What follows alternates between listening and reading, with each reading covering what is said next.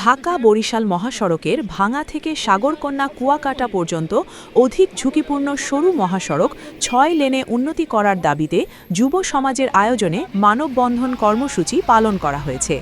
মহাসড়কের বরিশালের প্রবেশদ্বার গৌরনদী উপজেলার ভুরঘাটা ব্রিজের ওপর শনিবার বিকেলে ঘণ্টাব্যাপী মানববন্ধন চলাকালীন অনুষ্ঠিত সভায় স্থানীয় যুব সমাজের প্রতিনিধি আতিক মৃধার সভাপতিত্বে অন্যান্যদের মধ্যে বক্তব্য রাখেন মেহেদী হাসান, লিখন ফকির, আসিফ খান, শাকিল ঘরামি প্রমুখ।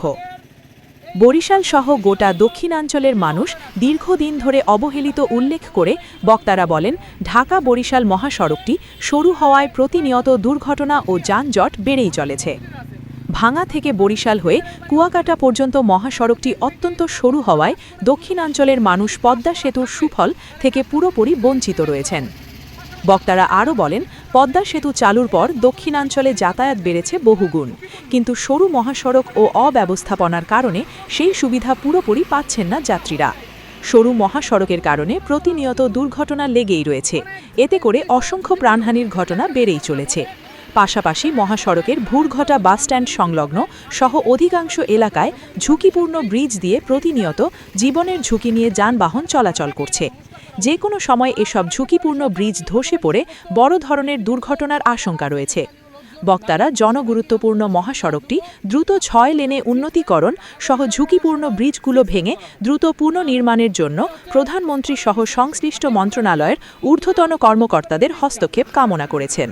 বাংলাদেশের দক্ষিণাঞ্চল বিশেষ করে বরিশাল সবসময় অবহেলিত।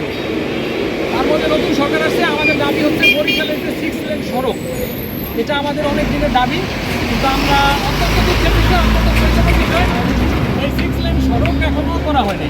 আমরা দীর্ঘদিন যাবত ব্যক্তি পর্যায়ে বলে আসছি যে এটা যাতে 6 লেন করা হয়। এজন্য আজকে আমাদের সামান্য প্রচেষ্টা, আমরা তরুণ কিছু ছেলেদের নিয়ে দাঁড়াইছি। ভবিষ্যতে আন্দোলনকে আমরা আঞ্চলিক আন্দোলনের রূপ দেবো। আরেকটা বিষয় হচ্ছে, আরেকটা গুরুত্বপূর্ণ বিষয় হচ্ছে, সংসদ চলমান আছে। আমাদের এই রাস্তা সংশ্লিষ্ট যেসব এমপি মহোদয়রা আছে তাদের দৃষ্টি আকর্ষণ করছি যাতে সংসদে এই বিষয়টা উত্থাপন করে। পাশাপাশি দক্ষিণ অঞ্চলে প্রায় কয়েকজন মন্ত্রী আছে, মাননীয় মন্ত্রীরা আছেন, তারপরে মাননীয় স্পিকারের বাড়িও দক্ষিণ অঞ্চলে। ওনারা যাতে একমেকে এই প্রকল্পটা পাশ করে দ্রুত কাজ শুরু করেন, আর যদি পাশ করা থাকে তাহলে কাজটা যদি দ্রুত ইমপ্লিমেন্ট করা হয়। পাশাপাশি আমরা যেখানে দাঁড়ানো আছি ভুরঘাটার এই ব্রিজ, এই রাস্তা অগণিত এরকম ব্রিজ আছে যেই ব্রিজগুলো ঝুঁকিপূর্ণ। এই ভুরঘাটার এই ব্রিজটা 1971 সালের পর থেকে এই ব্রিজ সংস্কার করা হয় নাই, এই ব্রিজটা পুনর্নির্মাণ করা হয় অতি দ্রুত।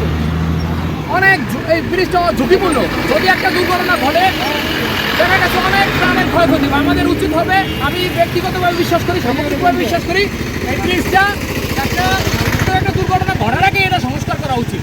আর আরেকটা বড় বিষয় হচ্ছে, আমিও পাশাপাশি সমস্ত নেতৃবৃন্দ সহ যারা আছেন, স্থানীয় লোকজন, নারী পুরুষ সবাইকে আন্দোলনে সামিল হওয়ার জন্য আহ্বান জানাচ্ছি। ঢাকা-বরিশাল মহাসড়ক 6 লেন করা হোক, আর এটা হচ্ছে পার্মানেন্ট সলিউশন। আর টেম্পোরারিলি খুব দ্রুত গতিতে এই যে ভুরঘাটার ব্রিজটা সব এরকম ঝুঁকিপূর্ণ ব্রিজ